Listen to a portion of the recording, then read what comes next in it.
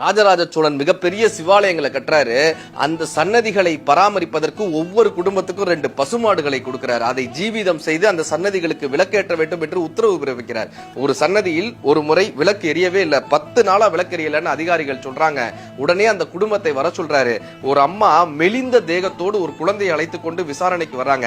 ஏன் 10 நாட்களாக விளக்கேற்றவில்லை என்று கேட்க அந்த அம்மா சொல்றாங்க, 45 நாட்களுக்கு முன்னால் காவேரியில் ஏற்பட்ட வெள்ளத்தில் என்னுடைய கணவனும் பசுமாடுகளும் அடித்து செல்லப்பட்டன, அதனால் என்னால் முடியவில்லைன்னு அந்த அம்மா சொல்ல ராஜராஜ சோழன் கேட்கிறார், 45 நாட்களுக்கு முன்னாலேயே இது நடந்தது என்று சொன்னால் 10 நாட்களாகத்தானே விளக்கேற்றவில்லை, இந்த 30 நாட்கள் எப்படி ஏற்றினாய் என்று கேட்க அந்த தாய் சொன்னால், இந்த 30 நாட்களாக என் தாய்ப்பாலை விட்டு நான் விளக்கேற்றினேன், இப்பொழுது அந்த தாய்ப்பாலும் வற்றி போய் விட்டது என்று அந்த தாய் சொல்ல ராஜராஜ சோழன் கண்ணீரால் அழுது அந்த தாய்க்கு தேவையானவற்றை செய்து தருகிறார்.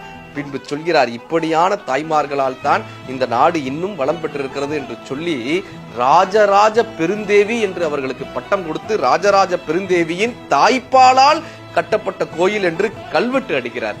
இன்றைக்கும் எடுத்த கடமையை முடிக்க வேண்டும் என்று நினைக்கக்கூடிய இப்படியான மக்களால் தான் நம் நாடு வளர்ந்து வருகிறது.